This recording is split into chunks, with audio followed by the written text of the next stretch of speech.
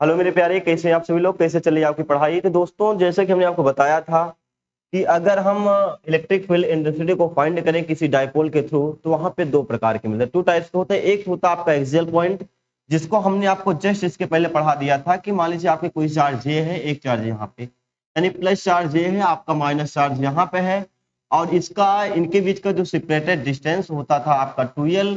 और मान लीजिए इसके पॉइंट, इसका जो सेंटर पॉइंट है, सेंटर पॉइंट ओ से आर डिस्टेंस पे कोई एक पॉइंट क्या था, आपका पी था। तो पॉइंट पी पे जब हम इलेक्ट्रिक फील्ड इंटेंसिटी को फाइंड किए, तो ये तो क्या होता है, आपका एक्सियल पॉइंट के रूप में माना गया था। लेकिन मेरे प्यारे, हमने ये भी बताया था कि जब हम ये आपका एक्सियल होता है इक्वाटोरियल पॉइंट, मान लीजिए आपको यहाँ पे इलेक्ट्रिक फील्ड फाइंड करना होगा, तब हम कैसे क्या करेंगे। यानी कुल मिलाकर आज मुझे देखना है कि electric field intensity on equatorial line of electric dipole. Electric dipole आप कैसे करेंगे, इसको विधिवत तरीके से क्या करना आज हम लोग सीखेंगे। मेरे प्यारे, एक रफ और एक पेन लेकर के मेरे साथ बैठे और आज इस चीज को बिल्कुल बेहतरीन तरीके से कंप्लीट कर लीजिए, है ना। तो देखिए, तो सबसे पहले आपको करना क्या है, मान लीजिए आपको यहाँ पे बनाना डाइपोल। डाइपोल को हम आपको अच्छे से बताया क्या होगा, जब आपके इक्वल चार्ज के अपोजिट चार्ज क्या होंगे, एक दूसरे से सेपरेटेड डिस्टेंस 2l पर क्या होते हैं, स्थिर होते हैं, है ना। सेपरेटेड कितने होते हैं, 2l पे होते हैं। अब ये कह रहा है कि मान लीजिए इसका जो सेंटर पॉइंट क्या है, सेंटर को मान लेते हैं इसको हम O। इस सेंटर O से R डिस्टेंस पर, इस सेंटर O से R डिस्टेंस पर कोई एक पॉइंट क्या है, P है। एक पॉइंट P है, जिसको हमने यहाँ पर आपको पहले से बना के भी रख दिया। एक पॉइंट क्या है मेरे प्यारे, P है। ये पॉइंट क्या आपका P है। इस पॉइंट P पर आपको इलेक्ट्रिक फील्ड इंटेंसिटी को फाइंड करना है।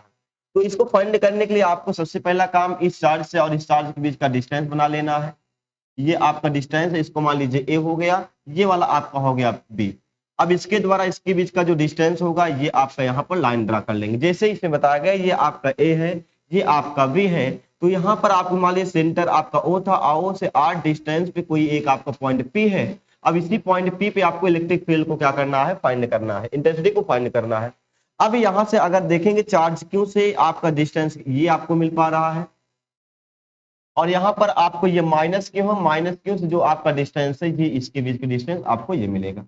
अब बात ये है, जब आपको इतना क्लियर हो गई, तो मेरे प्यारे आपको ये देखना है कि जो आपका प्लस क्यू चार्ज है, तो हमने बताया था प्लस क्यू चार्ज से हमेशा जो इलेक्ट्रिक फील्ड इंटेंसिटी होती है, क्या होता है, ये आउटर होता है, इससे क्या होगा, आउट होगा। तो यहाँ पे जब हम प्लस के द्वारा देखेंगे, तो इलेक्ट्रिक फील्ड इंटेंसिटी होगी, क्या होगी, आउटर होगी, जिसको हम क्या बोलेंगे, E1 बोलेंगे। यहाँ पे हमने बना दिया था कि प्लस क्यू चार्ज से जो आपके इलेक्ट्रिक फील्ड का इंटेंसिटी का डायरेक्शन होगा, क्या होगा मेरे प्यारे, ये आपका E1 होगा। और यहाँ पे आपका माइनस चार्ज है, माइनस चार्ज हमेशा क्या करता है, इसको इनर कर, यानी कि क्या होगा, आपका अंदर होगा। तो ये आपका E1 हो गया मेरे प्यारे, ये क्या हो गया आपका, यहाँ पे आपका E2 हो गया। अब अगर इस प्रकार कभी भी आपको पॉइंट मिले, तो क्या करना है, तो आपको समझना ये है कि जो आपका रिजल्टेंट इलेक्ट्रिक फील्ड इंटेंसिटी होगी, वह क्या होगी, आपके ई के बराबर होती है। ये बात हमने आपको इसके पहले बताया भी था। तो यहाँ पर किसी कोई दिक्कत नहीं होनी चाहिए। तो आगे क्यों हम देखते हैं, बहुत आसान तरीके से हम इस दोनों को क्या करेंगे, प्रूव करेंगे। तो यहाँ करना है क्या, सबसे पहले आपको E1 की वैल्यू फाइंड करना और E2 की वैल्यू फाइंड करना है। चूंकि वैसे भी हमने आपको E बराबर पहले ही बताया था, E बराबर क्या होता है, के क्यू बाई आर का स्क्वायर। के क्यू बाई आर का स्क्वायर होता है। ये तो बात क्लियर होगी होगी ना। लेकिन हाँ मेरे प्यारे, एक बात और यहीं पर आपको समझ लेना, तब आगे की ओर हम लोग चलेंगे। बात ये समझना है यहाँ पे कि देखिएगा, ये दोनों जो आपकी दूरी है, ये डिस्टेंस को हमने बोला है क्या, 2l बोला है। तो अगर 2l है, तो ये वाला डिस्टेंस यहाँ से यहाँ तक क्या हो जाएगा, यल हो जाएगा। ये डिस्टेंस आपका क्या हो जाएगा, यल हो जाएगा। और ये डिस्टेंस आपका क्या है, आपका r है। तो ये डिस्टेंस को फाइंड करने के लिए हम लगाते हैं पाइथागोरस। पाइथागोरस थ्योरम लगाएंगे, तो यहाँ पर होता है हाइपोटेनिस। पाइथागोरस जो होता है हाइपोटेनियस,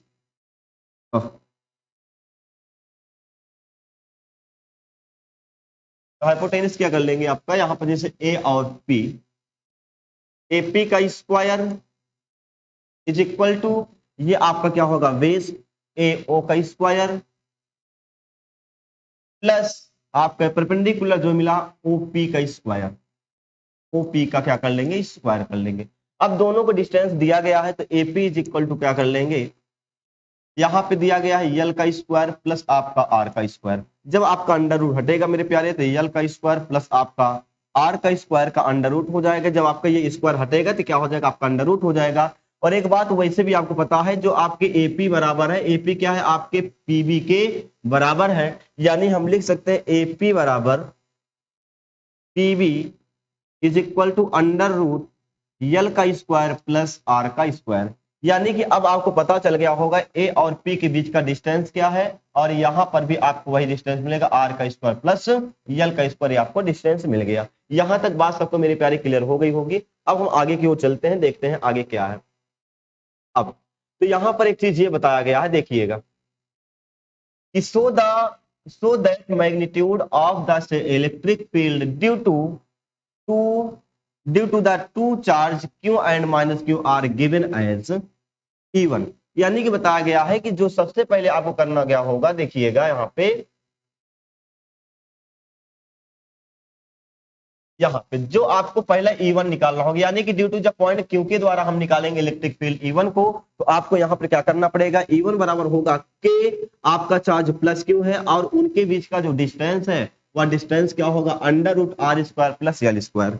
अंडर रूट क्या होगा, आर स्क्वायर प्लस यल स्क्वायर हो गया। और इसी प्रकार जब हम आपका यहाँ पर electric field due to minus charge की वजह से निकालेंगे, तो आपका जो E1 मिलेगा ये क्या होगा, ये मिलेगा वही K क्यू बाय इनके बीच का डिस्टेंस कितना, आर स्क्वायर प्लस यल स्क्वायर। अंडर रूट क्या कर लेंगे, आर स्क्वायर प्लस यल स्क्वायर। ये दोनों बात आप सबको क्लियर हो गई होगी। अब यहां तक आप लोग जब समझ लेते हैं तो एक चीज और समझिएगा, अगर इस प्रकार का आपको इलेक्ट्रिक फील्ड एनर्जी को फाइंड करना होगा तो यहाँ पे दो कंपोनेंट होंगे। ये आपका एक कंपोनेंट होगा जो आपका साइन का होता है, साइन E1, और दूसरा आपका क्या होता है, साइन E2। देखिए कि ये दोनों आपस में क्या है, चूंकि अगर किसी भी चार्ज के मैग्नीट्यूड और उनके बीच का डिस्टेंस दोनों क्या हो मेरे प्यारे, इक्वल होता है, तो वहां पर ऑलवेज जो आपके इलेक्ट्रिक फील्ड मिलती है दोनों क्या होते हैं, आपस में इक्वल होती है। यानी कि अगर मैग्नीट्यूड, चार्ज का मैग्नीट्यूड भी इक्वल हो और उनके बीच का डिस्टेंस भी क्या होगा, इक्वल होगा, तो दोनों आपस में क्या होते हैं, जो इलेक्ट्रिक फील्ड इंटेंसिटी मिलेगी ए की वैल्यू हमेशा क्या होती है, इक्वल होगी। अगर इक्वल है उसके बावजूद अगर इक्वल हो और अपोजिट डायरेक्शन होता है, तो अपोजिट डायरेक्शन दोनों आपस में क्या हो जाते हैं, अपोजिट डायरेक्शन क्या होते हैं, E इज इक्वल टू होता है E1 minus E2, E1 minus E2, और ये दोनों आपस में क्या है, इक्वल है। यानी कि E1 साइन थीटा और E2 साइन थीटा की बात करेंगे, ये दोनों आपस में क्या इक्वल है, बट आपका अपोजिट डायरेक्शन होने की वजह से ये दोनों एक दूसरे क्या कर लेते हैं, कैंसिल कर लेंगे। तो ये वाला आपको मिलेगा E1 cos थीटा, और ये क्या होता है आपका का E2 cos थीटा। ध्यान दीजिएगा, तो ये जो आपका कंपोनेंट होगा जिसको बोलेंगे E1 cos थीटा, इसको क्या बोलेंगे, E2 cos थीटा। और यहाँ पे क्या होगा, दोनों डायरेक्शन आपका अपोजिट नहीं है, इसलिए यहाँ पे क्या होगा, E1 cos थीटा प्लस आपका E2 cos थीटा यहाँ पे फाइंड हो जाता है। और साइन थीटा क्या होंगे, आपस में क्या होंगे, कैंसिल हो जाएंगे, क्योंकि आपको पता है कि अगर दोनों मैग्नीट्यूड इक्वल बट डायरेक्शन भी सेम होगा, यानी कि अगर इलेक्ट्रिक फील्ड इंडक्टिव फील्ड दोनों इक्वल हो बट अपोजिट होगा, तो वहां पर एक दूसरे क्या कर लेंगे, कैंसिल कर लेंगे। तो यहाँ पर आगे हम इसको लिख भी दिए हैं, देखिएगा ये यहाँ पर आपको हमने बता भी दिया है कि here component of E1 and E2 normal to the dipole axial cancel each other and the component along the dipole axis add up. यानी कि जब आपके normal to the dipole axial मतलब एक्सियल कैंसिल, जब आपके एक्सियल के होंगे normally उसमें में क्या होता है, हमने बताया sign are E1 sine theta और E2 साइन थीटा आपस में क्या होता है, नॉर्मली तरीके से कैंसिल हो जाएंगे। लेकिन आपका जो यहाँ पे other and the component along the dipole, लेकिन यहाँ पर जो अलोंग द डायपोल एक्सियल मिलेंगे आपको इलेक्ट्रिक इंटेंसिटी, वो आपस में क्या हो जाते हैं, ऐड हो जाएंगे। यानी कि मेरे प्यारे यहाँ पर मिलेगा, क्योंकि आपका साइन क्या हो गया, कैंसिल हो गया, केवल आपके ये जो कंपोनेंट होंगे E बराबर E1 cos थीटा प्लस आपका E2 cos थीटा आपस में क्या हो जाएगा, यहाँ पे ऐड हो जाएगा। ये बात क्लियर हो गई। फिर समझ लीजिएगा, ये देखो ऊपर साइन होता है, नीचे आपका क्या क्या होता है, E1 साइन थीटा, यहाँ पे क्या होता है E2 साइन थीटा, यहाँ पे आपका क्या होगा E1 cos थीटा, यहाँ पे क्या था आपका E2 cos थीटा। फिगर आपका ऐसे बनाया हुआ था। अब ये देखो आपस में दोनों इक्वल है, लेकिन आपका डायरेक्शन अपोजिट है, इसलिए क्या होंगे, आपस में कैंसिल हो जाएंगे। लेकिन ये दोनों आपस में ऐड होकर क्या बनते हैं, E बराबर बनता है E1 cos theta plus E2 cos theta. ये बात आपको समझ में आना चाहिए। और यहाँ पर भी आप देख लेंगे, क्योंकि आपका जो E1 और E2 की वैल्यू है, ये वैल्यू क्या है, आपके E2 वैल्यू की दोनों क्या है, बराबर है। दोनों क्या है, बराबर है, इसलिए E1 बराबर E2 को हम लिख सकते हैं क्या, E। क्या लिख सकते हैं मेरे प्यारे, हम E लिख सकते हैं, ये आसानी के साथ कर सकते हैं। अब चलिए आगे की ओर, यही काम आपको समझना है आगे। यहाँ पे देखिए E इज इक्वल टू आपको मिल गया E, अगर दोनों हम बराबर कर लेंगे तो क्या होगा, E को हम इसको E1 मान लेते cos थीटा, प्लस इसको भी क्या मान लेते हैं E2 cos थीटा, है ना। तब यहां पर अगर हम E को कॉमन कर लें, अगर मेरे प्यारे हम E को क्या कर लेंगे, यहाँ पे कॉमन कर लेते हैं, अगर हम यहाँ पे E को क्या कर लें, कॉमन कर लें, क्या मिलेगा cos थीटा प्लस आपका cos थीटा, यानी जब दोनों जुड़ेगा तो क्या मिलेगा 2E cos थीटा, क्या मिल जाएगा आपका 2E cos थीटा, आपको यहाँ पर वैल्यू फाइंड हो जाएगी। अब यहाँ पर बात यह है कि यहाँ पर cos थीटा की वैल्यू क्या होगी, अब आपको cos थीटा की वैल्यू फाइंड करना, और cos थीटा की वैल्यू फाइंड करने के लिए आपको एक चीज ध्यान देना होगा, इसके पहले पढ़े होंगे कि जो cos थीटा होता है, यहाँ पे देखिएगा, फिगर को देखिए यहाँ पे, ये जब हम cos थीटा की वैल्यू फाइंड करें तो cos थीटा बराबर क्या होता है, बेस अपॉन हाइपोटेनियस होता है, तो बेस कितना आपका यल, और हाइपोटेनियस से अगर बात करें तो आपको क्या, under root are square plus L square, यानी cos थीटा की वैल्यू आपको यहाँ पर फाइंड हो गई होगी। cos थीटा की जो वैल्यू होती है क्या मिलेगा आपको, ये, तो इसी वैल्यू को हम क्या करें, आगे क्यों लिख देंगे,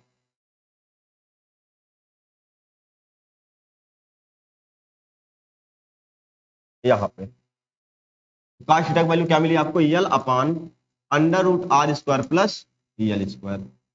चलिए अब E is equal to, E की वैल्यू आपको कोई एक रख देते हैं K Q by under root are square plus L square का whole square into cos theta के स्थान में लिखेंगे L upon under root are square plus L का स्क्वायर।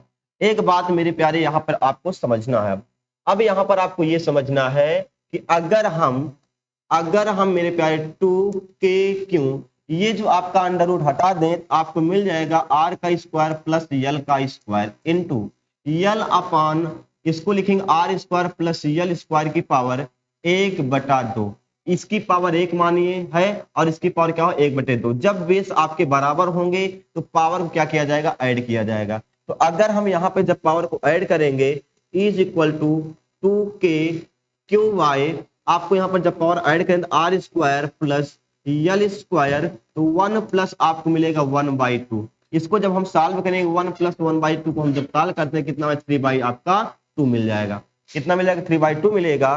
तो लिख देंगे E बराबर 2k,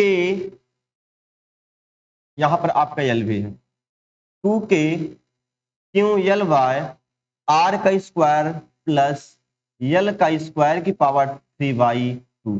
ये बात आपको क्लियर हुई या नहीं मेरे प्यारे, यहां तक बात आपको क्लियर हो गई होगी। अब इसी पॉइंट को यहां से उठाइए और यहां से सॉल्व फिर से करिए, देखिए बहुत आसान है। अब E बराबर आपको मिल गया क्या, 2k क्यों यल बाय आर स्क्वायर की पावर क्या कर दें 3/2 प्लस यल की पावर 2 है, इसको क्या करते हैं 3/2। अब एक काम मेरे पे ध्यान दीजिएगा यहीं पे, क्योंकि अगर ये बात समझ में आ गई तो आपका पूरा कंप्लीट हो जाए। देखिए 2 क्यू यल, ये होता है P बराबर 2 क्यू यल, क्या होता है P बराबर 2 क्यू यल, तो इन दोनों के इसके स्थान क्या लिखेंगे हम, P लिख देंगे, तो E बराबर क्या मिल गया K P, और यहाँ पे 2 से 2 कैंसिल हो गया और 2 से 2 कैंसिल हो गया, R की पावर क्यूब प्लस यल की पावर क्यूब, और आप यहाँ ध्यान दीजिए यदि R की वैल्यू है यल से बहुत अधिक होगी, R क्यूब की वैल्यू भी क्या होगी, यल क्यूब से बहुत अधिक होगी, अर्थात यल की वैल्यू यहाँ पे क्या हो जाएगी 0 के बराबर मानेंगे। तो E बराबर फाइनली आपको मिल गया के P बाय R की पावर क्यूब, या E is equal to 1/4 pi epsilon naught P by r की पावर क्यूब। मेरे प्यारे यही इसका क्या होगा, डेरिवेशन होगा, यही इसका फार्मूला होगा, यही इसका व्यंजक होगा। और अब देखिएगा, अब अगर ये वीडियो आपको समझ में आ गया, एक बार आप लोग इसका स्क्रीनशॉट ले लें, पहला काम, उसके बाद आप लोग इसको समझिएगा। एक बार सभी प्यारे इसका स्क्रीनशॉट ले लें, एक बार सभी लोग इसका स्क्रीनशॉट ले लें, उसके बाद आपको समझ में नहीं आएगा तो मेरे पास कमेंट करना, मैं आपको फिर से बताने का प्रयास करूंगा। लेकिन हाँ मेरे प्यारे, इसको आपको अच्छी तरीके से आज जरूर जाना चाहिए, ये आपको अच्छी तरीके से आ जाना चाहिए। सब लोग स्क्रीनशॉट ले लेंगे। और हाँ, अगर आपको ये वीडियो अच्छा लगा तो आप लोग एक सुंदर सा कमेंट करेंगे, लाइक करेंगे और अपने दोस्तों को जरूर शेयर करेंगे, जिससे वो भी जुड़े और वो भी इस क्लास का लाभ ले सके। तो आप लोग स्क्रीनशॉट ले लीजिएगा, ये शुरू में है, उसके बाद आपका यहाँ से लास्ट में।